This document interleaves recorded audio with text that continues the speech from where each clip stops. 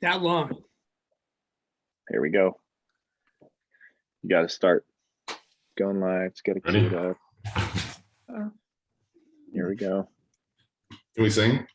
Oh yeah, you can sing. That's fine. That's I'll chase the video away. Stuart, I like it. I think you might be onto something with singing. All right. Okay, we are live. At least that's what it says in my feed. Good morning.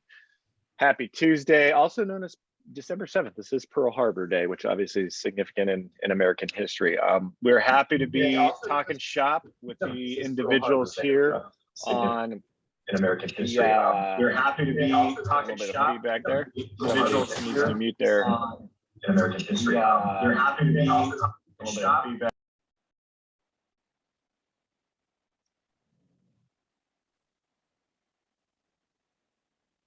I've done this before. I was getting feedback from somebody else. There you are. There we go. This is jam session number 58. Okay. This is the last jam session of 2021. We're excited. I cannot believe we're pushing 60 of these, and these just started to be really just a filler from when COVID hit.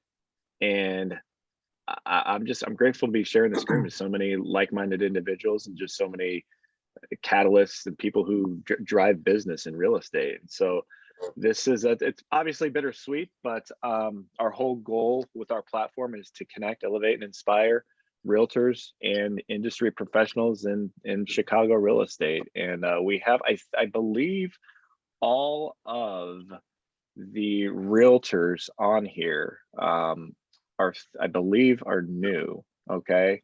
So we have 5 new faces, and Andy, I believe this is your first one. Stuart, I think this is your second one, as we discussed. So we're excited just to dive in. It's December 2021. We'll obviously discuss spring markets, just the activities that realtors should be focused on over the next 4 to 6 to 8 weeks.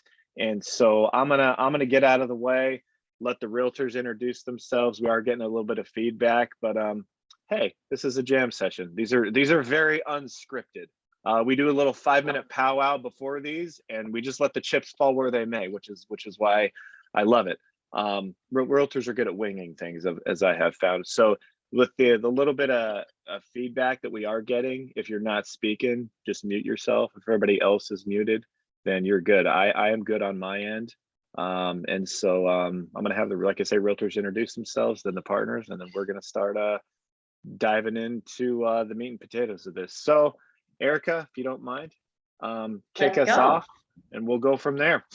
Yeah, thanks for putting this together, Andy. First of all, meeting all new faces today, which is incredible. I've been doing real estate for 16 years, and I'm glad that I can be in a room, right, in a virtual room with new faces. So Erika Villegas with REMAX in the Village and REMAX Town and Country. Like I said, 16 years, and super excited to be sharing a little bit of what I know and some tips, hopefully, for our realtor family. Awesome. Good morning, everyone. I'm Hayley Levine. I am the co-founder of our own independent brokerage, HomeCo Chicago, and I have been at this 8 years now. So excited to talk to everyone. Awesome. Good morning. I'm Ashley Bell. I'm a broker with At Properties out of our Lincoln Park office, and I've been selling real estate since 2015. Great. Good to see everyone. Andy, thanks for putting this together. Dave Nimick with Keller Williams, and I've been doing this for 21 years. Awesome, Dave. I didn't know you and I had this in common. I've also been at this for 21 years. Danny Glick here with At Properties, also out of the East Lincoln Park office. And Andy, thank you so much for including me in the Real Producers family. I'm psyched. This is obviously my first session with you guys. Looking forward to today and to more of them. First session, no pressure. Okay, just don't screw up. So somebody asked me that, like, it was really funny. Somebody asked me, and they're a little bit newer agent, maybe 6-7 years in the business. I guess that's new compared to some of the people on here. But they're like, hey, can I have a list of questions and this and that? I'm like, man, you're overthinking this. This is just to rally like-minded people. Okay. This is really the point of this. And I found when you get really good brains interacting, you know, it creates a synergistic effect. So I'm going to have the partners introduce themselves, but before I do that, I do want to do a small plug. Actually, while we're on here, our winter event is when is it? February 11th. It's going to be at Avondale Bowl. It'll be awesome. Yeah, we're going to do some little mini fun bowling tournament. We'll have prizes. It's 2 to 5 p.m. So if you're obviously on this or on this session or on our distribution list, you're invited. But before I do that, I'm going to do a quick, because I still get requests. There you go. Spoiler alert. There's a December issue. We have an app. Okay. We still get requests. Hey, do you have a digital copy? The short answer is yes and no. No, this is a private publication. It just goes to the top 500 producing realtors in the city. The hard copy, it's kind of like a badge of honor to be on the RP distribution list. Those are not my words. That's what just people tell me randomly. However, we do have an app that it's called Digipub. D-I-G-A-P as in Paul, U as in umbrella, B as in boy. Rumors have had it they will start charging for it, like either a one-time download fee or a monthly fee. But at this current moment, it is free. So I've been encouraging people to download it, set up an account, get a copy on your phone. That way, if they do start charging for it, you'll be grandfathered in. But it's pretty cool because you can access all of the past issues. So it's kind of like an archived timeline of like where we started and where we came from. And it's not just Chicago. You can download DuPage and North Shore on there as well. And so who makes this possible? Digipub, these little collaboration sessions, the magazine, the events, it's our partners. I kind of joke with people. I give the analogy of like realtors are nothing. And I don't mean nothing like in a human way. You know, everybody has intrinsic value. I'm not going super deep here, but realtors are unemployed. Maybe that would be better to say, without clients, right? If you don't have anybody to work with you and doesn't value your service, you gotta find something else to do, right? And I'm just being super candid. Well, I am nothing, okay, without people like Andy, which that's funny because my name's Andy too. I did not script that. That was off the cuff. And Stuart, okay, you guys find value in what we do, and I'm very appreciative that we have received the support that we have over the years. So I'm going to let the partners introduce themselves, and then we're going to start jamming. Okay, so Andy, why don't you go ahead and kick us off, and then Stuart, and then we'll start riffing. Andy, yeah, Andy Tisler with Chase. Certainly been excited to partner with you guys for the last couple of years. It's been great. I'm making a note right now to download the app before you start charging for it. So that's a great to-do list. Been at Chase for 10 years in mortgage lending, and excited to be on the call with all these great realtors and like minds. I'm Stuart Keeshin from Keeshin Inspection Services. I'm a home inspector, and I'm going on my 27th year. And I started in grammar school, and I had a full head of hair. This is what you guys did to me. Me and you both, Stuart. All right. Stuart, second coolest hairdo. Andy Tisler, second coolest name. All right. I'm going to stop joking. Let's get into the crux of this. And when we were kind of pre-gaming, Danny, you had some topics to kick us off. So why don't you go ahead and do it? We'll ebb and flow from there. Yeah. So thank you. You know, one of the things that that we've found very successful in over the course, really, it started when the pandemic hit. So we've really been doing it now for over a year. Or trying to do it. It's a change of a paradigm. But because so much during the course of the pandemic was not in person, you know, obviously we were using things like Zoom and FaceTime and video mechanisms to connect with clients. We've parlayed that now into, or I have, and I'm forcing my team to try and do it, but parlayed that into just video messages. So when I get a call, for example, from a sign, maybe someone's calling me from a listing or got my name from someone, and the initial phone call is just a regular call, right? I'm on the phone and I'm talking with them. I will frequently send them, because they've never seen me, I will frequently just send them a little video clip. So it would be just me saying, hey, Andy, it was great to talk to you just now. Looking forward to helping you and your wife and your kids find a place. This is what I look like. This is who I am. Obviously, we're connected via text and email, but I just wanted to leave you, a personal video message.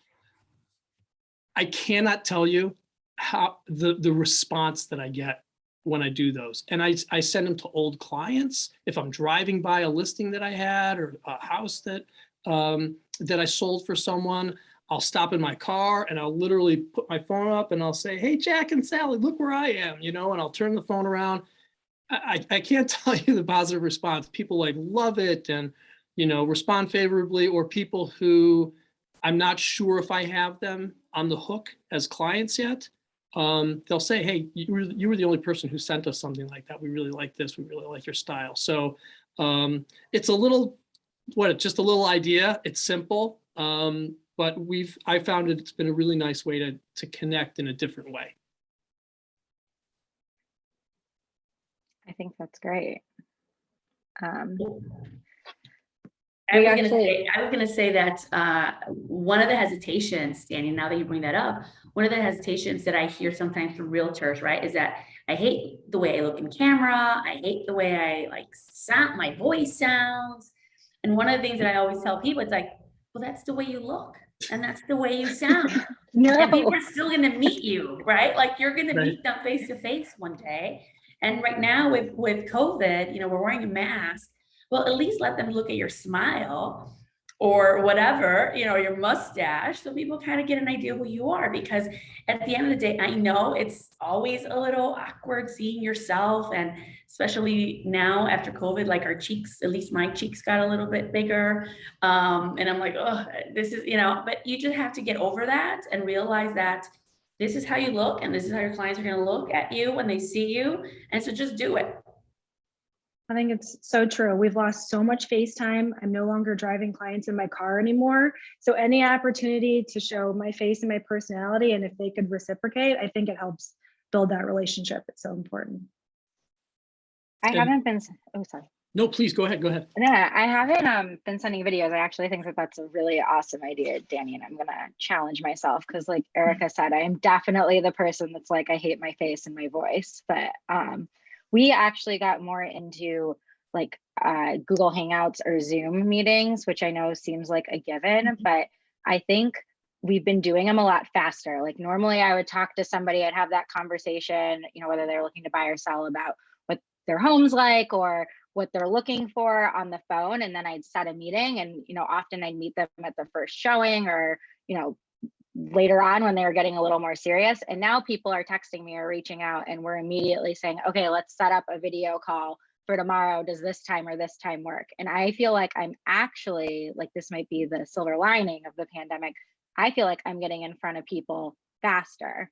They're seeing me faster than they would have even if we had the initial call, email back and forth, and then the listing presentation or met at the showing. So I think it's been really great. And I actually enjoy, this might sound, I guess, lame, but I enjoy doing a video call and going through a slide deck. I think people are so used to that now because it's everything they're doing, that if it's a first time home buyer, I really like going through our whole presentation.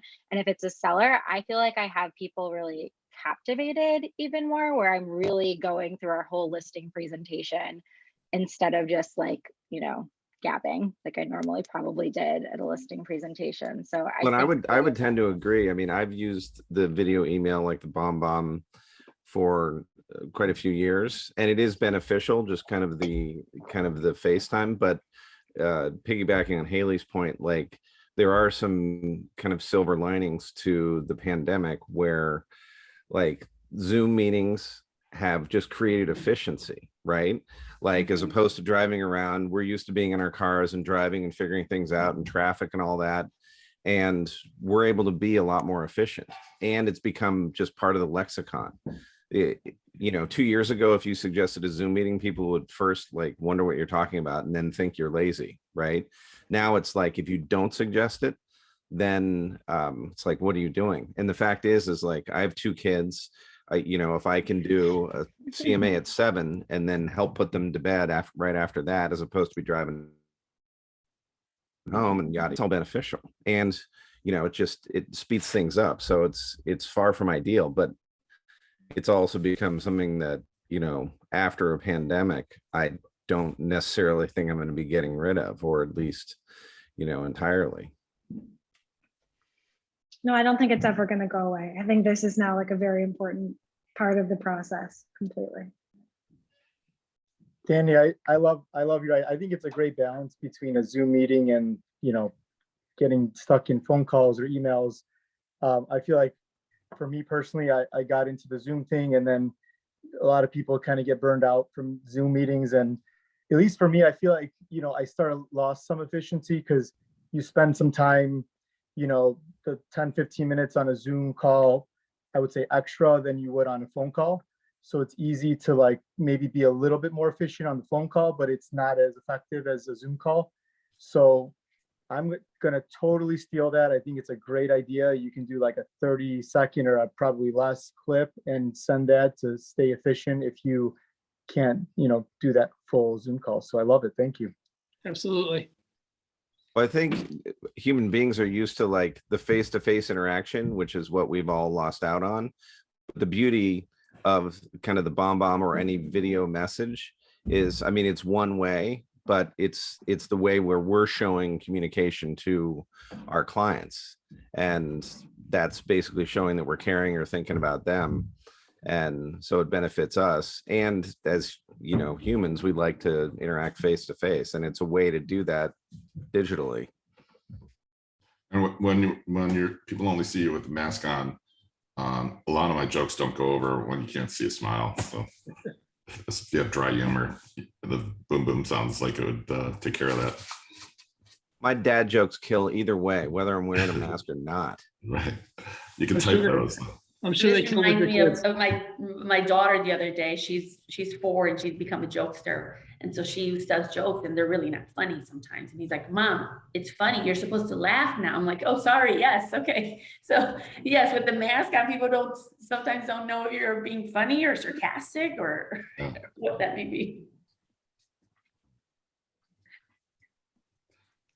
You have to laugh with your eyes. That's the thing. You have to laugh with your eyes. Have you guys noticed that people recognize, like when you're out and when people can recognize you just by your eyes? Have you noticed that? Like different people where that's, and you start recognizing people just, from here up. It's weird. It's a learning curve though, in the beginning. I'm still pretty slow on that one. I have to ask people a couple times. I've definitely said hi to strangers at the grocery store, like thinking it was somebody that I knew. There's nothing wrong with that. It's a tough one. You can do it on purpose, Ashley, and they can become clients. Oh, I thought you were going by the way. Strategy. Here's my card. Yeah. The prospecting strategy. I like it. Like maybe this can segue. Sorry, what were you saying, Hayley? Oh, this is just a question, I guess. I'm curious if anyone else is like with Zoom and with things going virtual, if like your working hours have kind of changed. Because one thing I've noticed is I can do a listing presentation, at least like an initial call like this in the middle of the day versus, I also have a baby, like young children, and I'm here is I can do that now at 12 o'clock because everybody's home versus before pre-pandemic life. I feel like I was always at people's homes like after 5. So I'm curious, like have other people's like client time working hours? I'm also we're doing showings now in the middle of the day because everyone's working from home. Like is that true for other people? I guess, like, has your day changed? Completely. I think it's been nice that weekends are still busy, but it's not quite as like that insane. I've scheduled every 30 seconds of my day because now it's spread out to Monday, Tuesday, Wednesday, which is shifted the way I have to be productive now and getting other things done because showings could be anytime. Yeah. The other thing I think that has become more, I have 3 kids, has become a little bit more normal is that it's okay. Like I don't ever take my kids to showings and stuff like that, but it's okay when a kid comes in the room. Like I was mortified of that ever happening before in a phone call. I would tell my kids, let me quiet, I'm in a phone call, right? And now it's become like, It's okay. I'm home and I don't feel even uncomfortable because it's sort of this new norm where my kids they may run in, right? I'm working from home today or whatever, or my kid is sick today. My kids were sick all last week and you might hear my kid crying. And I think people understand that more because their kid might be crying in the background as well, or because they're home as well. So I think it's become a little bit more normal, especially for moms that are working sometimes from home, dealing with the kids or just dealing with kids in general. So glad you said that, as I can hear my baby scream from the basement, the playroom. Well, it kind of leads the question, because I still do kind of the 2 visit listing presentation, especially if it's the home I haven't seen. So I do the first one, like I want to see if the floors are all scuffed up, you know what I mean? So I want to visit all of the finishes, and sometimes people don't really know that half bath. They don't know the difference between cultured marble and something else. I want to see all that stuff, right? So I do my initial visit, which also I've always done as a way to build rapport, especially for referred clients. So I still do that, which then allows kind of the face-to-face interaction. I'm wearing a mask when I'm there generally, of course, but then, you know, it kind of gives that 3-dimensional approach. Do you guys do kind of the 2-step or the 1-step? Again, I work almost entirely by referral. So if you're doing FSBOs and whatever, it's a different story. Yeah, I always do 2, at least. I don't know about the rest of you, but You do a 4-step? What's that? I don't do 4-step, but but I think at a minimum 2. I mostly do a 2. I mostly work on the southwest side of the city of Chicago. So a lot of my homes are very cookie cutter. I already know it's either a ranch, a Cape Cod, a bungalow, a Georgian, right? And so a lot of the times I'll do asking those questions about finishes and whatnot. And then I could almost know where that price range is going to fall. So I can do a preliminary numbers and say, hey, this is kind of the range where I think you're going to be at. And then I go, right. And if those numbers work, especially a lot of the times, doing through Zoom, and like, I think you're going to be between this number and this number. If those work, I need to come to the house and verify that number. And then we can then settle on a number if it works. So that's kind of how I've did a little twist kind of in the last 18 months. Yeah, I actually do similar to Erika, but now I guess in the last 2 years, what I've been having people do is when they first reach out to me, I ask them to send me a video walkthrough of their place that they've done. And then I come in with an idea. We talk and then we have another meeting. So I guess 2 after that. But I think for me, it depends on the place. Like if it's in a condo building where I've sold before, like you said, more cookie cutter, I know what I'm dealing with. I'm just doing the 1. And when I'm going there, it's really to just wrap it up and get the face-to-face. But the video going in has been like a game change because we'll send a form and we ask a bunch of questions. And then I'm like, oh, you updated the kitchen. Can you do a video walkthrough of that? Show me the soft close doors, like show me the under cabinet lighting. And people actually really like it. I'm like, and I tell them like, you don't have to clean up. It's just for me, but they like to kind of play the agent. And I think that that's actually been helpful. And then we also have that, which is nice. Like I can go back and reference. I normally take pictures when I'm in someone's house, but I have it as like a reference, which I think is helpful. Plus, that's a way to find out without asking what's most important to them, right? Exactly. Yeah, it's the best way. As I say, show me your favorite points of your house. Like point out your favorite things to me that you did or what you like the most. Or one of the things I said is I was like, what do you think walking through your place is? I'm like, what's one thing you would change? Like show it to me. And they do like a video and then I don't have to be the one to bring it up where I'm like, oh yeah, the paint in there is awful. We do need to change that because they already did it. So in a video. So it's been helpful. I think that's another silver lining that we've kind of added the send us a video, and that's before the meeting even. And do you do that across the board or is it just referred clients? I've been doing that with everyone. Yeah. I think everyone's home Like that's the first thing. So like before it'd be, I mean, if it's an investment property, obviously I wouldn't do that, but like everyone's home. So I'm like, yeah, if you could, when we hang up, you know, send me a quick walkthrough. I'd love to see what you did. And I text them this afterwards with the questions, and people do it like within the hour of us hanging up. So then it's great because I can do kind of what Erika said. I can be like, hey, this is what I'm thinking. And I give a wide ballpark. In order for me to know the best, I obviously need to see your place in person. And I'd love to meet you in person too. But I have that, and it's a great way to find out what's important to them and what they know already has to change. But yeah, we've kind of added that in everything. So I think it points out that people are bored. That's half the reason I think we've Yeah. had such a great year, is like people are looking at their same walls and they're like, I don't like these walls. You know what I mean? But you ask for it in an hour, they send it back to you because they don't want to get to their next work project. Yeah, and another thing I think going off, we said people are bored. I think people either bought a new house or like remodeled in the last couple of years. Is I've also had a lot of people, and this is a good like touch. I'll reach out to people that we closed last year at the beginning of this year, and I'll say, send me your renovation photos. I'd love to see some before and afters, because some people like don't want to share them on social media or whatever, but it's a really great way. I think people are like dying to show that off, like they want to. So it's a really good way to like re-engage. So I'll say to someone like, oh, did you ever take out, you know, that gross old jacuzzi tub and put it in the shower? Like, let me see it. So that's been helpful too. I think you're right. People are bored. They like it. If you can have them show you the attic and crawl space while they're at it. I leave that to you. I don't go up there. that was a layup right there.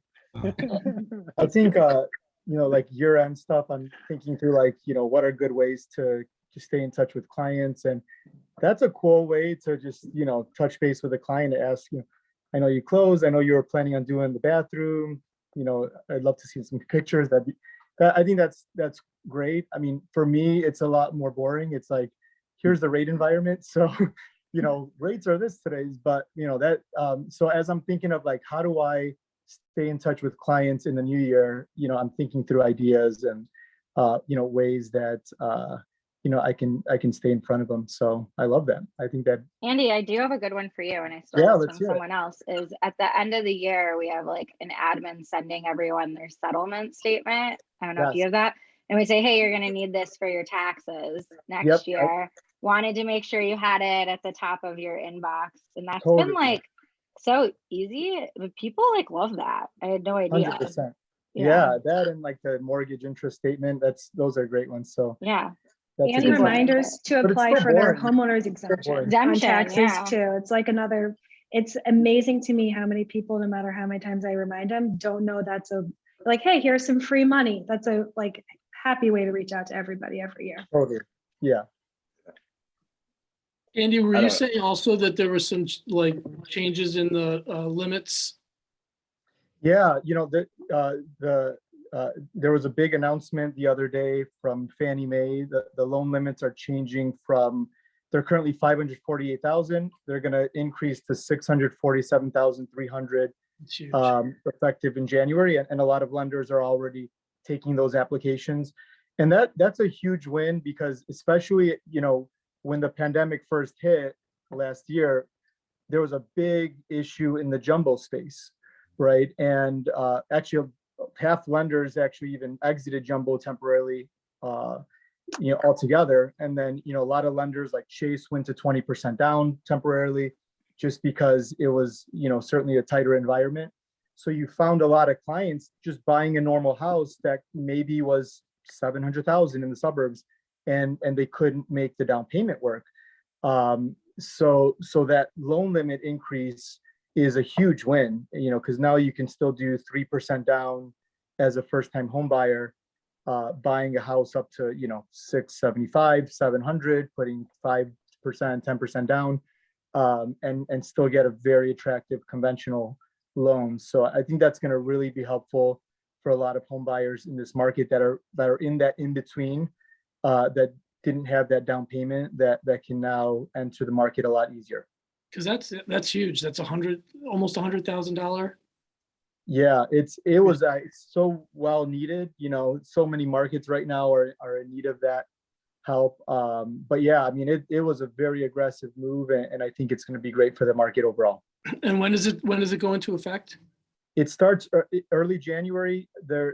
Fannie Mae's accepting delivery, so there's actually a lot of lenders locking in today those loan amounts because if close dates are past January. So it's happening. Yeah, it's happening now. Okay.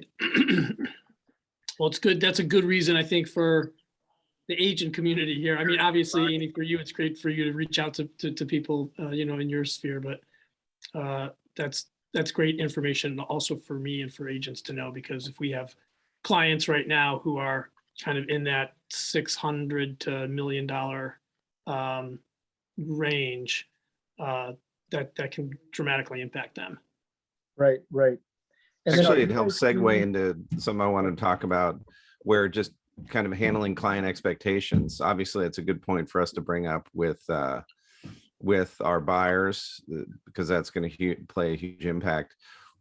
Wanted to kind of ask the question, going in, especially after such a kind of a monster year this year, are you guys doing anything specific for handling client expectations, for maybe another extreme market, or anything you did this year that helped out?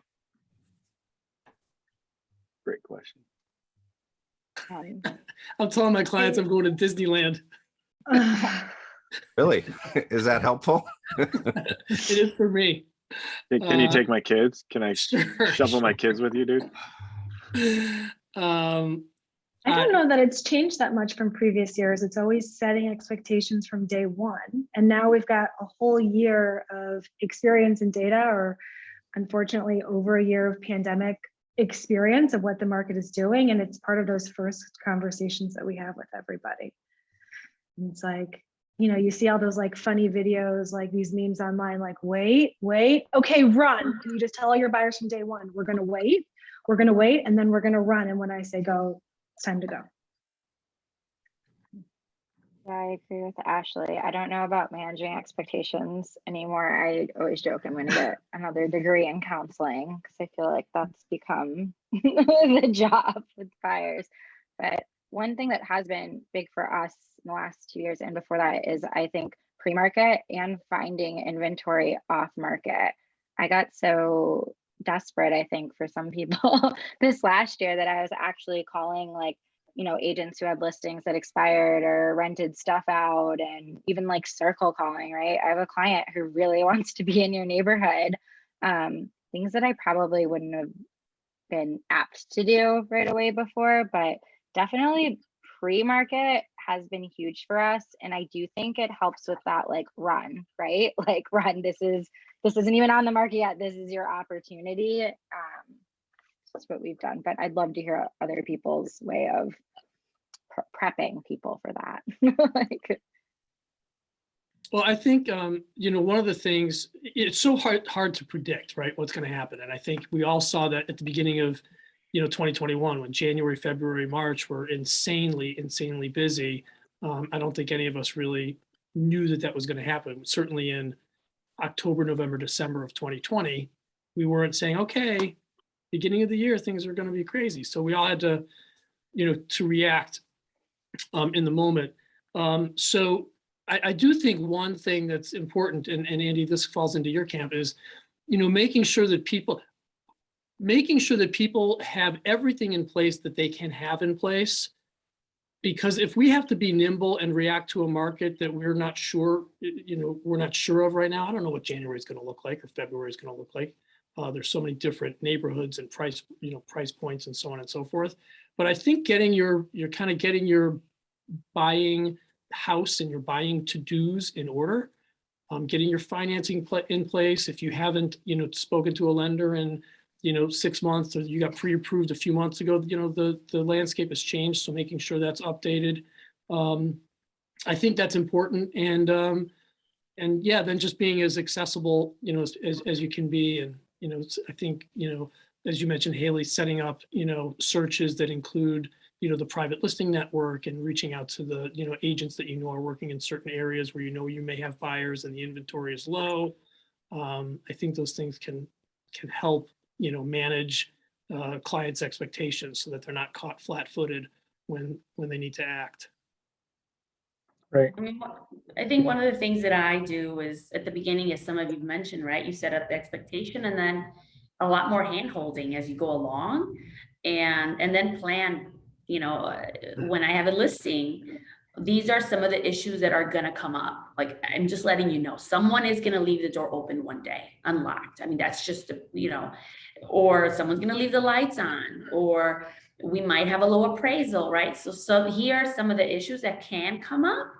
And when they do, this is what we're gonna do to fix it, right? And this is how we're gonna, so I think that issues are gonna arise in any real estate transaction. Sometimes they're gonna be small issues and sometimes they're bigger issues. And I think that anyone can put a deal together, but this is when you show up, when a problem arises and how you fix it and how you are a problem solver. I think that's what makes you different than anybody else. And your clients appreciate that, right? That you were honest and that you kind of prepare them that this might happen one day.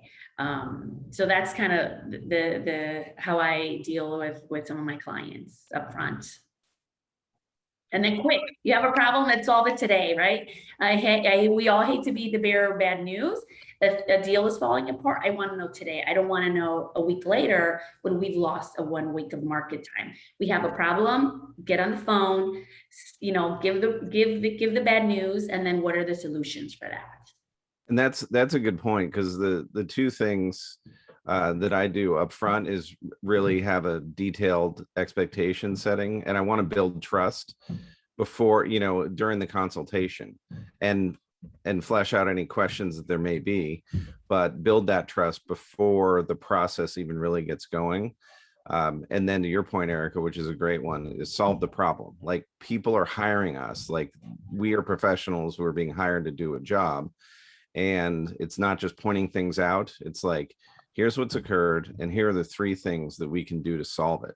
When we're doing that, that's how we're building value and hopefully, repeat and referral business down the road, is because we're a guide, right? Like, we're here to guide people and help them avoid stepping on landmines, right? So that's a really good point, Erika. I like If that. we don't have problems, we're not making money. That's what it comes down to in real estate, right? I mean, you Well, can have and really good counseling, like transactions. Hayley talked about the counseling aspect, which, been doing this 21 years, and that's probably been a joke that every one of us have made, where we're part marriage counselor or whatever. But it's true. Like, we have to be people. If you're not a people person, this probably isn't a great line of work for you. But in general, that's part of what we do. And I think the good ones have to be successful at it too, right?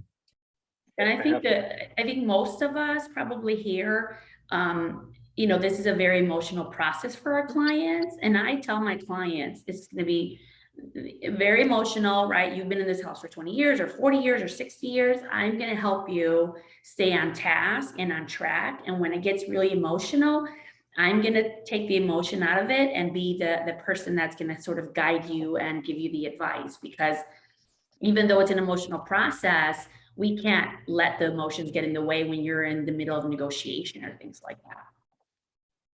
I think one thing I'm hearing a lot is, you guys are great leaders. And I think we have to be, really good leaders for our clients as we're setting expectations.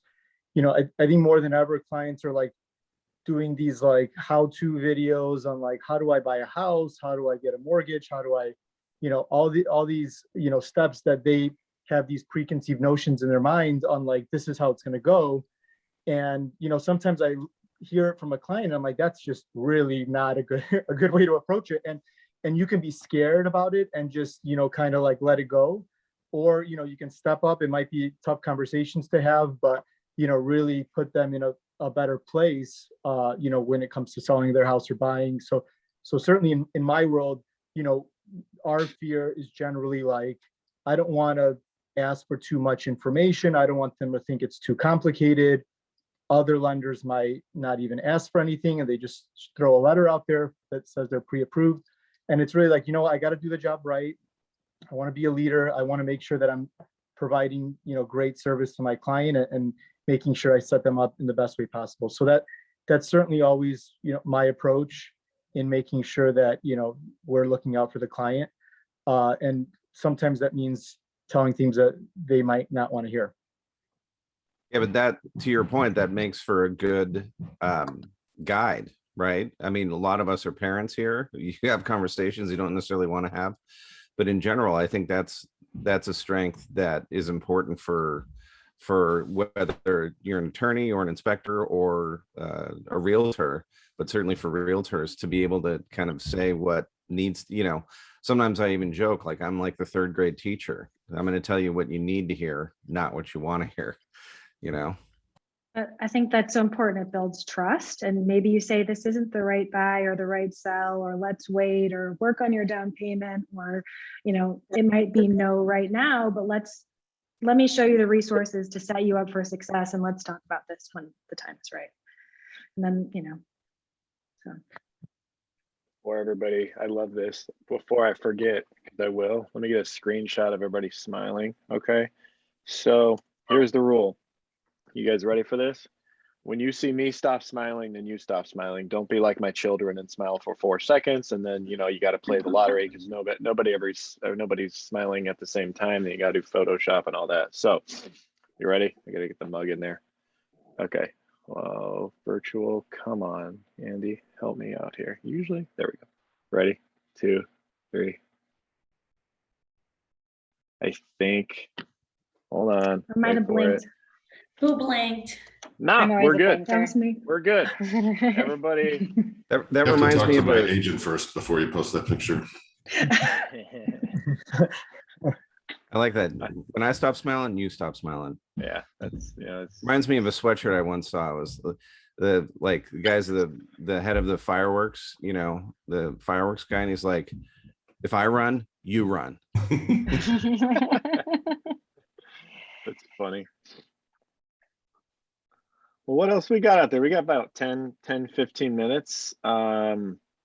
Should we dare talk about maybe activities that you guys are focused on? Like, what's your focus for the next, till, they say spring market hits after Super Bowl, but I feel like January after the holidays, it's going to be gangbusters. What are our focuses between now and the end of the year? Like, what do you guys have in your, what's the hamster saying? What are things you guys are sort of planning, getting the prime pumped for? I don't know. I'm running out of analogies here over the next few weeks. Prepping for next year. Yeah, it doesn't feel like it's stopped yet this year, though, to be honest. I'm sure next year will be crazy busy, but that normal month I have to prepare and get my life in order, I don't feel like I have it yet. So we'll see. But I think it's having conversations with everyone who I think is going to sell next year. And should we do photos now, or should you paint now, or should we prep?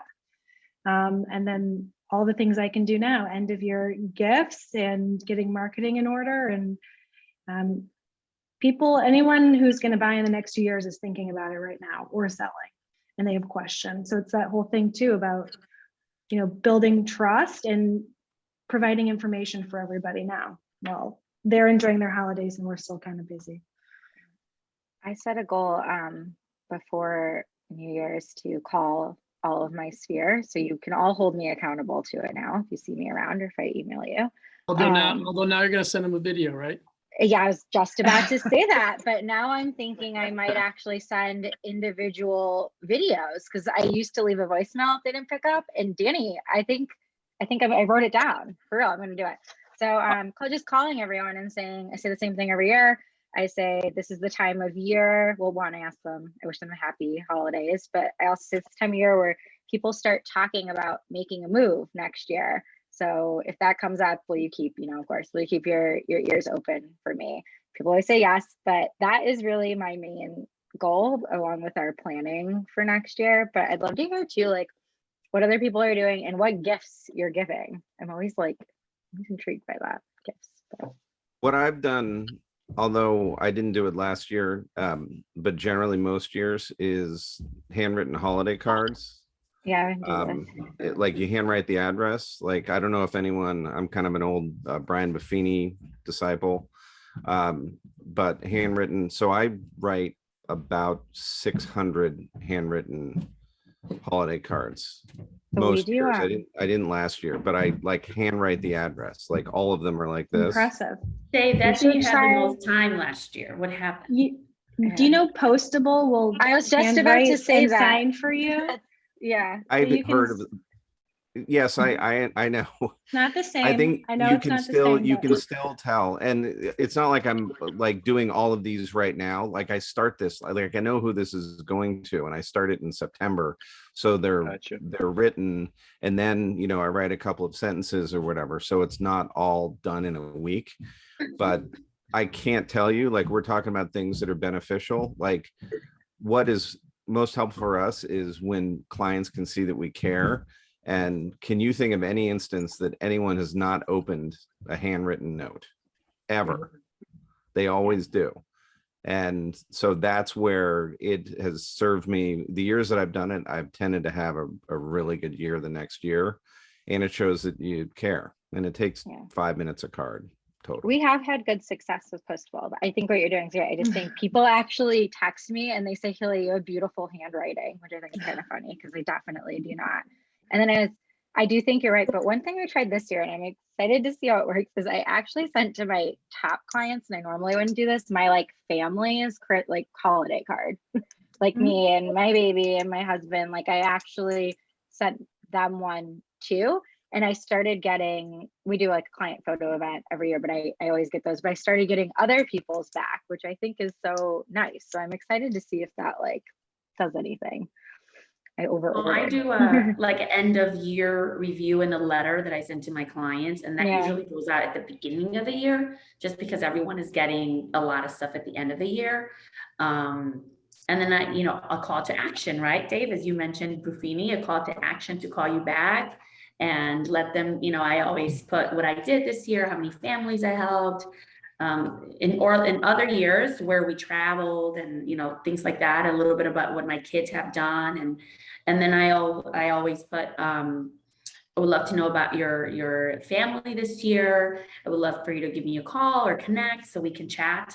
And a lot of people will text me or call me and say, I received your letter, my kids this or my kids that, or we took this vacation. So it's a 1-page letter, so it's a little bit longer. And then, it's a standard letter, but as you mentioned, Dave, I'll do a little note on the side, not to everyone, but to a lot of the clients, like it was great helping you this year, or I saw something on Facebook, things like that as well. Just a little note. So that's kind of something that I do, and I've been doing for a while now. Do you guys actually send gifts or no? How would it every year? Just about. I do think though, Not for everyone. To all of your past clients, because that's a lot. No, that's a lot. So yeah, this year I'm going to do it's an ornament that goes out to everyone that bought a house in 2021. That will be in the holiday card. It's a small ornament, wooden. And then I do like for the top 60 clients, we'll do something at their doorstep. I do the ornament too. And it actually, we get good results from that. We personalize them. Like sometimes it'll have their closing photo on it. Sometimes it's just that keywood one you said, but it says like first Christmas. Yeah, first Christmas. When applicable, if I know they celebrate Christmas, but we do a small gift to the people who closed the year before. We don't do everyone, but I'd love to know what people are giving. Do you also do though like quarterly or biannual gifts too? Because the end of the year, I agree, it's like I'll do a review for sellers or whatnot, but it's very congested time of year where everyone's getting an offer of a pie or a gift, and so it's okay, I'll send you something now, but how can we reconnect again in 3 months, in 6 months, and exactly next year?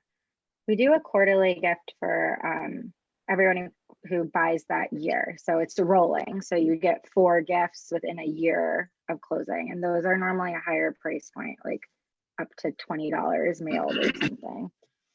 I was going to ask, what's the price point just for people budgeting? So you said, $20, you said once a quarter, or is that? Once a quarter so you'll get 4 gifts within a year of closing. And they're normally like tied to the holiday not holiday, but the season, I should say. So it's like a I haven't have a campaign. season. I have season tickets to the Cubs. So I do, that is something that I do offer. 2016, 2017 was people, it was in higher demand than maybe this year, but that has always been something that I've given to top clients and such, but that's only for part of the year. You guys give anything else like throughout the, the non-holiday time of year? I do. So my market, I live in 60638, and that's where I sell most of my real estate. And so I run a couple of Facebook groups as well that are hyper local. And so normally I will do something at a small business within the community. So like in August, kind of the end of the summer, we did a cupcakes. So people can come and pick up cupcakes. We were there for 2-3 hours. People can come and pick up a 6-pack or 4-pack of cupcakes. And so, and then at the end, you just, pay whatever you spent on that. And so we've done that, pick up a cup of coffee and a muffin at somewhere else, or, whatever that is, in some small shops within the neighborhood. And that helps, especially with COVID. A lot of the businesses were losing business. It helps promote yourself. It helps promote the small business and the community. You're the community expert there. Yeah, we do. I love that idea of the Facebook groups too. It's so cool. I'll have to pick your brain on that later because I have lots of questions. Andy, Stuart, you guys got anything for? I'm curious what you guys do. I actually give out. Oh, sorry. Oh, sorry. I'll show you. So this is what I have a lot of Chase swag. I like every coffee mug I have, every water bottle, it's like Chase embroidered. So, but this is a cool gift that it's a Chase blanket, right?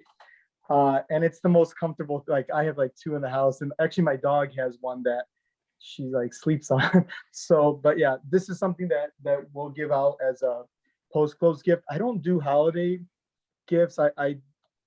We had fortunate to have 600 closings this year. I mean, we would be just sending tons of, we just be spending the whole month sending gifts again. But yeah, we'll do a post-close gift and then a card for the holidays. Should we send you our address for that? Yeah. I mean, it looks really comfy. So I don't know if you need our address so you can send us one. It's happening. We've been talking about. I'll send a follow-up email with everybody's info on it and be like, hey, I think you just boxed yourself in, Andy, for sending everybody a blanket. So Stuart, what were you going to say, man?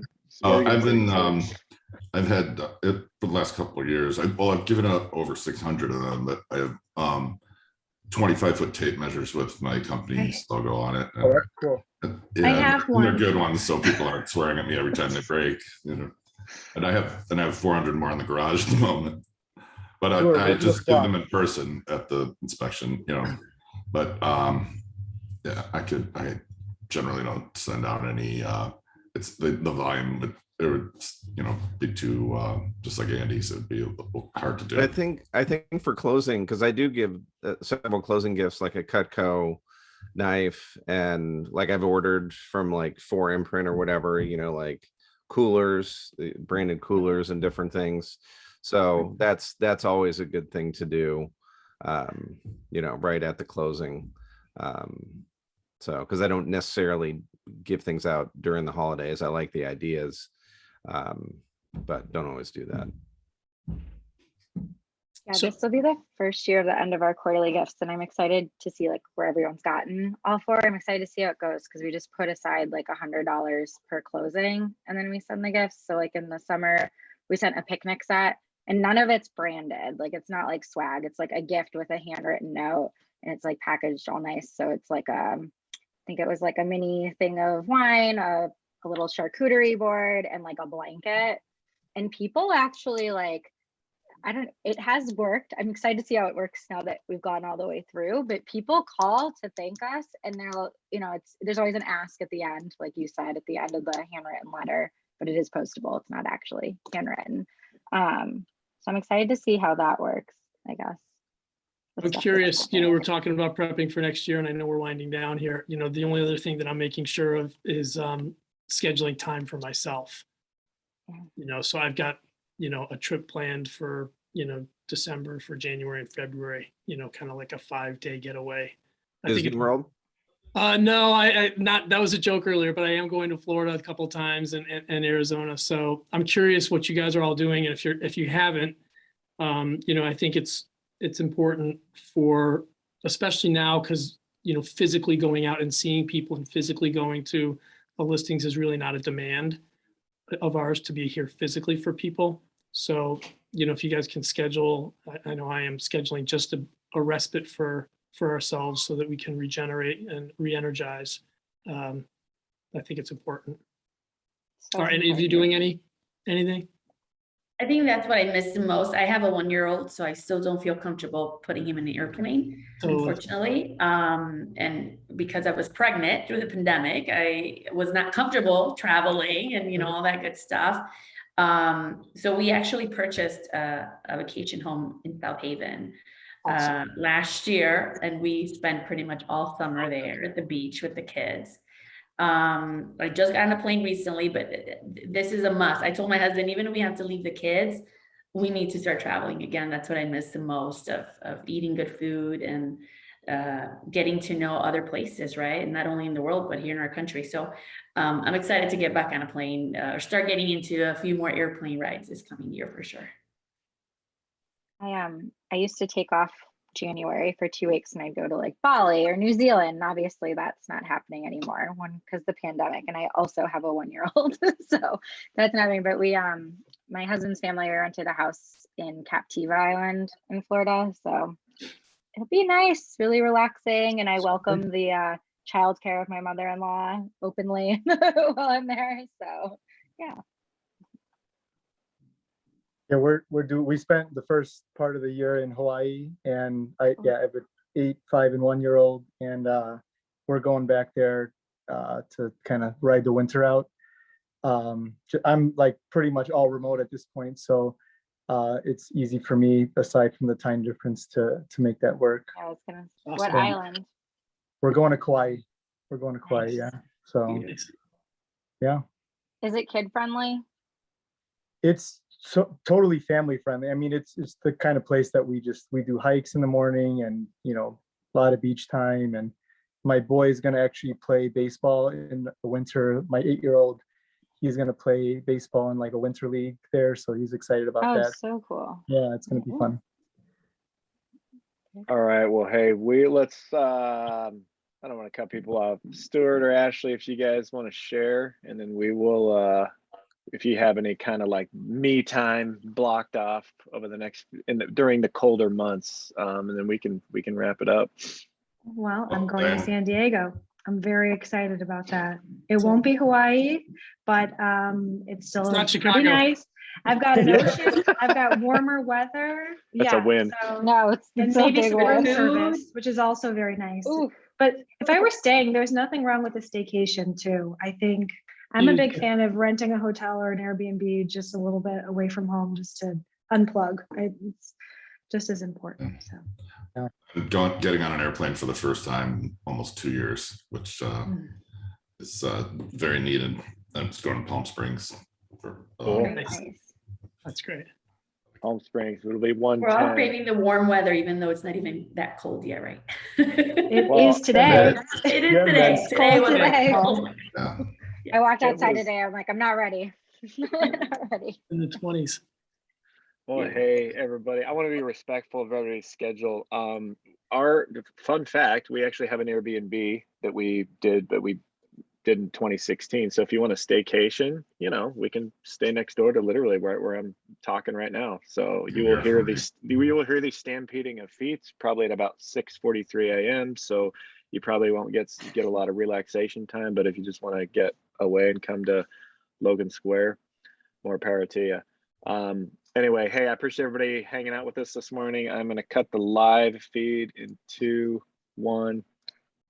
Okay, we're not Facebook Live anymore. Seriously, guys, I appreciate it. If there's anything I can do in my shoes to help, I love putting these together. So just let me know if you want to hop on another one of these in the future, maybe shuffle the deck, get some different different partners on. These are always fun to put together. You know, we're planning stuff for 2022. So the only thing we have that's hard set is the winter event. But I just appreciate everybody's engagement. Sorry, we were a couple Awesome. minutes over. I'll let you guys get to making money, and we'll Thank talk to you. you soon. Thanks, Okay. Andy. Thank you Nice so to much. meet Thanks, everybody. everybody. Nice to meet All you right. guys. Andy, See thank you you so guys. much. Yeah. Thanks. Thanks. Thanks. Bye. Yeah. Bye.